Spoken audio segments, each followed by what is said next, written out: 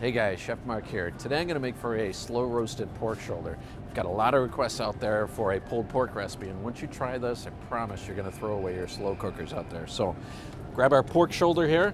This is the guy, it's also called a pork butt. Lot fat cap on the top, we're going to score that. It's going to render out, be gorgeous, crispy, awesome tasting. We can't have a great pulled pork without a great barbecue sauce. So today I'm gonna go with Memphis barbecue sauce. I could also see Kansas City, some smoke in there, and even some sweet brown sugar. Let's go with a little bit of a tang with our Memphis barbecue sauce here. It's gonna be wonderful. Okay, there's one more item that we need to grab for our pork butt here, and I like making a good rub for the outside of it. This barbecue seasoning shaker has just the right mix of spices on there. Together with our basting oil, it's going to make a great topical rub on the outside. It's going to be beautiful in the oven when it comes out. Let's go put this together. All right, now it's time to show you this delicious pulled pork. And like I said, once you try this, I promise you, you're not going to turn to that slow cooker ever again. We're going to take our knife and just score the top about 1/4 inch deep, maybe an inch or so apart. Doesn't really matter. This is kind of like what we do with that ham. We put the cloves on the top. What this does for us is when this goes in the oven at 275 degrees, this is going to slowly render out. Those little bits of pork are going to come through and crisp up, and that fat's going to render off. It's going to be gorgeous. Now we got to marinate this. So I've got 1/4 cup of basting oil. Make sure we get all those herbs in there. And I got 1/4 cup of dark brown sugar and 6 tablespoons of our barbecue spice and 2 tablespoons of salt. And once I mix those together, this is going to go right on the top. And what happens is it's almost like a topical brine, if you will. And it gets in there, pulls out some moisture, and it drives it back on the inside. So in the end, we've permeated the inside of this, and we're going to have a lot of flavor built up on the inside.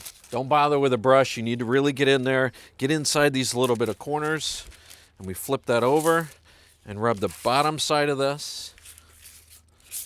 And then we're going to go inside of a roasting pan here. I'm going to put plastic over the top. It's going to go in the refrigerator overnight, or even 24 hours is good. And when you're ready, you're going to put it in the oven at 275 degrees for 7 or 8 hours. I've already got one going, so I'm going to clean this up and I'll come back with that guy and we'll be right back. So this has been about, actually this one took about 7.5 hours. And the way I can tell when this is done is you're going to look in here and there's a bone that's in there. And if you tug at that and it starts to pull away from there, you know you're good to go. Really nice and crispy on the top. That's going to be great. I'm going to let that rest for a second. And I'm going to throw a little bit of vegetable with this, because it's always good to have some vegetables. So I've got some zucchini here cut up, a little bit of basting oil on here, and just a little bit of salt and pepper. Real simple. Not too much basting oil. You don't want it to flare up too much. A little salt and pepper is always good. We're going to go directly on the grill. And the way I'm going to serve these, I've got a little bit of some of our garlic cheese butter, which goes great with any grilled vegetable, especially the zucchini. And I just melted that right there on the grill.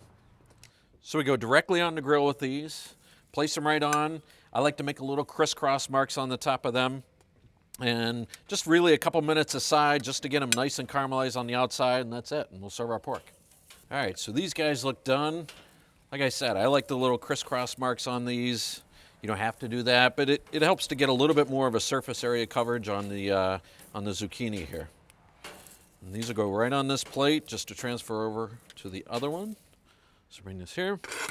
And then the next thing we're going to do is we're going to take this pork right here and get it to the station. I suggest using 2 pairs of tongs, or a pair of tongs and a spatula, because this has been in the oven for 7 or 8 hours. And it's really nice and tender. So we're going to come right over and place that down. And if you've done your job right, really all you did is wait, is you're going to bring this over to the station and pull this off, and that bone pulls right apart.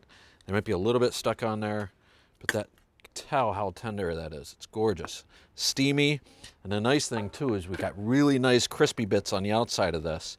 And we use those. And if you could hear even that, a little bit of crispiness, pull this apart. And to me, all I'm going to do is I got a couple really nice soft buns here. You take some of those crispy bits, some of the rendered out fat in there, the gorgeous pulling apart meat, and put this on the top. A little bit of Memphis barbecue. You do any barbecue you like. I like this, has a little bit of a tang to it. Drizzle that right over the top. And then all that's left to do is put a little bit of our zucchini here. for a little veg side. And this garlic cheese butter, which I like to melt right there on the grill, put my pot right on the top if you don't have a side burner.